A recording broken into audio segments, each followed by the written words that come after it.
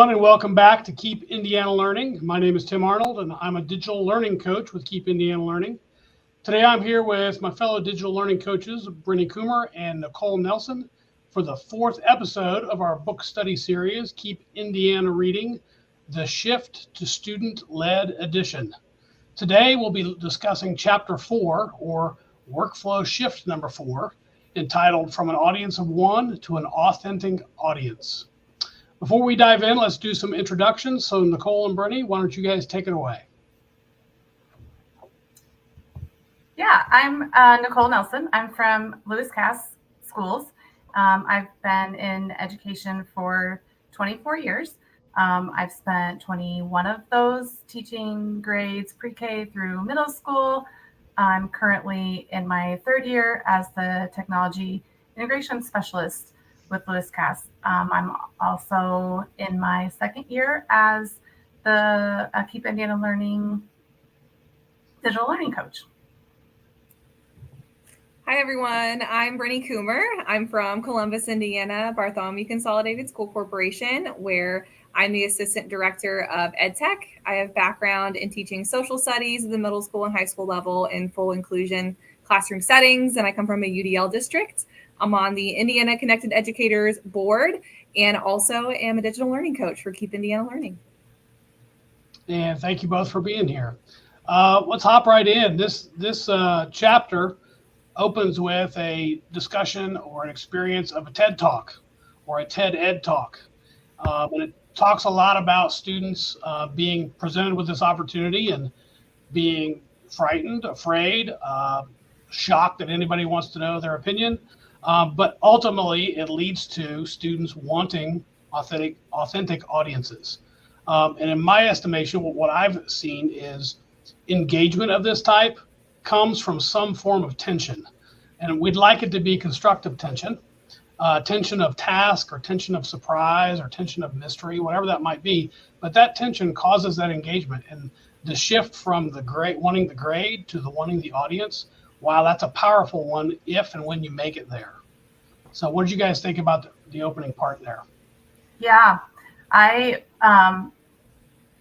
was one of those students who, shockingly, as I'm sitting here doing these live webinars, would have been terrified to share my work with a public audience in any kind of, especially in a TED Talk type situation. So I feel for like the students who are reluctant to step into that kind of environment. But as a teacher, know the value of providing an authentic audience for students to showcase their work. And so I feel like we need to just be conscientious of our students and where they are in deciding what type of audience we provide for them. I liked the part in the book that talked about kind of the different levels of providing that authenticity, or the layers of authenticity that were talked about by John Spencer, an author of Launch, which I'm not familiar with, but they talked about level 1 being that students reflect and create work privately, where their audience, their own audience, and then level 2 being work that's shared within the classroom, and level 3 being work that's shared beyond the classroom, maybe with other classes or just within the school building, and then level 4 being work that's shared kind of publicly, that and then adds a layer of public critique, and where the public is able to kind of comment and respond to their work as well. So I really liked kind of thinking about the stages of how we could kind of scaffold that audience for students, and maybe they gradually work their way to a TED Talk type level. I'm with you, Nicole. I think if I would have been a student and would have had the TED Talk, I probably would have freaked out. And now, we all like speak in front of people for a career. Right. It's funny how everything works out. But I loved all of the pieces of this chapter. This is something that I think really resonated with me because right before I transitioned into this role, I was trying to do more of this. And I love that they actually mentioned the book by John Spencer. Several years ago, it was the book for a DOE in Indiana summer reading book club. And I read it and I love the book. So if you haven't read that one, it's amazing. And it had inspired me to do some of that in the classroom. And looking back, some of the projects and units that I did before I did this, like the students kind of did it. We went through the motions and there were some stellar things that were made. But when we did projects where the students got to think about who would be seeing it, who they wanted to see it, the engagement was so much better and it was amazing. All of the students really rose to a higher level and those projects were so much more meaningful to them. I did some surveys with students afterwards and asked them, like, what do you want to see more of in the class? And all of them said they wanted to do projects like that more often. I think sometimes as teachers, we get freaked out when we think about doing that because we think like, oh, it's a bigger project, more people are going to see it. It's going to be a lot more work and things like that. And it's a little bit more planning, I would say, but not necessarily more work when you really sit down and do it. The students, we don't often give them enough credit for all of these different phases in projects and sharing with that authentic audience. If you think about their world, especially some of our upper grade level students, sharing things out to the world, that's what they consume all of the time. That's what they're excited by. Social media, like we have these kids who are on YouTube, giving reviews for toys that are millionaires and things like that. They know this, and I think that really just makes school so much more authentic if we can bring in those experiences. Yeah, the part of this that hit home for me, and I'll say this, and I don't want to hurt anybody's feelings, but this is confessions of a longtime rubric user. That audience is so much greater than rubrics. They had a quote in there that said, since most rubrics typically demand that writing be merely compliant and usually therefore boring, we get these predictable consequences. Dreary and safe writing, which is the opposite of fresh and fearless. That was a Grant Wiggins quote that they had in there from UBD.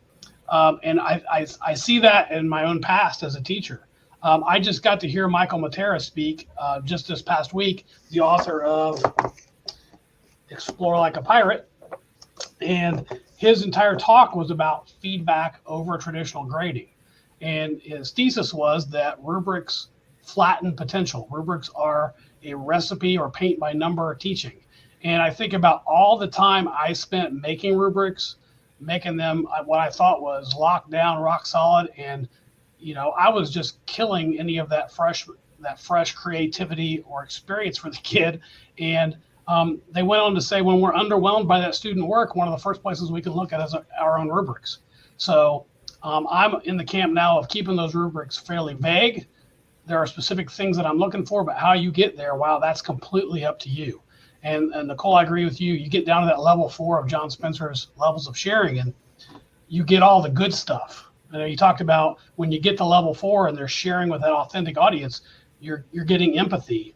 You're getting really, really hard work because they know the feedback either has come or will come. You're getting that growth mindset type information. You're learning to listen to criticism. You might get some fearlessness. How exciting would that be to see in your students? The iterative thinking and revision and all the other stuff that comes with kind of finding your own voice in the world. And I think that's what we all want for our students. And to think that I spent so much time, designing and putting together these, rubrics makes me a little bit ill now. So it was good that I read that and I had a chance to reflect on that. Well, I think rubrics, there's not all bad in them, Tim. So I wouldn't give yourself too hard of a time. I almost think we need to reframe how we think of rubrics and think of them more as like, because some of our students need that scaffolding. Some will look at a task like that and be so overwhelmed that they're like, I don't even know what to do. And maybe I'm too type A, but I would have been that kid. I would have been like, what are some things you're looking for? Maybe we can almost frame them as checklists or like getting started pieces. So then even the mindset around it is the students are using that as a starting point, not like an end destination. Because you'll have some kids who look at a rubric and they see those criteria pieces and like, oh, that's all I'm going to do, right? It does stifle the creativity. It doesn't encourage them to go beyond it. So that just sparked a thought in my head when you were saying that, Tim, that maybe we should think about them differently. Yes, I I appreciate liked that. what they were saying about the feedback piece and how feedback that students gather about their work, like as the final product, isn't as valuable as feedback that's happening throughout the process that they can actually use to build while they're in that learning process. Um, and so just kind of shifting that purpose of what that assessment is looking for. Yeah, and as always, the book gives us some specific strategies to try as we delve into this shift from an audience of one, the teacher, to an authentic audience. And the first one that they gave was it's a well-worn one. It's Raft. I mean, Raft has been around for a long, long time, and people have used it in many ways. But I like that it was there because I really had the opportunity to think of it in a new way. If you're not familiar with the acronym Raft, it stands for Role, Audience, Format, and Task. It's a way for students to think about the process of what they're creating, how they're creating it, who they're creating it for, why they're creating it.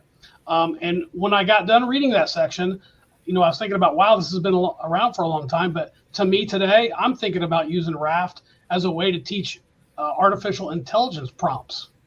Why not use that as a way to craft the best prompt you can as a student? Or I have a daughter that works in the UX and UI fields, user experience and user interface fields. And it's all the same thing. You're trying to influence behavior, or you're trying to fix pain points that people get to. And all of it is based on that user experience or that role, audience, format, and task idea. Yeah, the second strategy kind of focused on that building empathy piece and understanding who your audience is and who you're designing something for. When I was teaching STEM, that was always the piece of a STEM project that was so important to me, kind of setting up the scenario ahead of time. Like, this is our problem, this is our project, this is who we're designing this for, so that the students had that connection. And even if it, like one of the projects, I used the project Lead the Way curriculum, and one of the projects was designing a foot orthosis. And so they talked about children with cerebral palsy, and I tried to find people who they could relate to, who had that experience, and they could come in and kind of talk to them about their struggles, and so they could kind of make the connection as they were working on that project.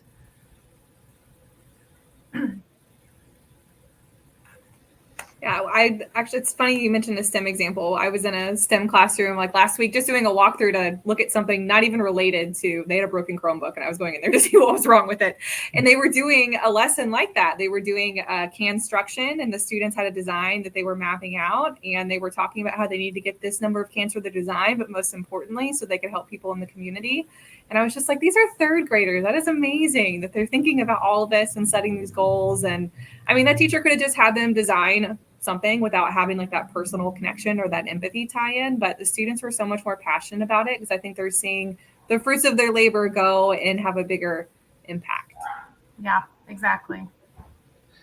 Okay, the third strategy that they provided in chapter 4 were gallery walks, expositions, and engaging your audience. And it just talked about audience being a key component to this whole process of moving students from an audience of one to an authentic audience. And, my mind automatically always goes to all the other things that students do in school: athletics, band, choir, drama, academic team, whatever it is, where they have an authentic audience, even if it's just once or a series of times. It impacts the work that they do to get to that day. And, we need to be better. I need to be better about helping people find ways to do that with academic tasks in the classroom. Uh-huh. And so I really appreciated that they brought in, again, some of these ideas that have been around for a while, but really talked about how to get that authentic audience or get your students in front of them. And again, it can be flexible. They don't all have to do the same thing. They're not all going to be ready for the same type of audience, but we can do something to get it public, whether it's face-to-face, whether it's published, someplace where somebody can offer some feedback and critique. Yeah, I like those, the gallery walk idea. It reminds me of my son, when he was a sixth grader was Elvis Presley, and we dyed his hair black, and he had a script to memorize for his wax museum presentation, and it was so much more meaningful to him, and like he wanted to make sure that he had it memorized and had his facts correct, and it was much more meaningful when he knew that people were going to be coming through and listening to that. And so thinking about how can we offer those types of situations to our students more than just once a year, even if it's just other students coming through the classroom to hear what they have to say about a project that they're working on.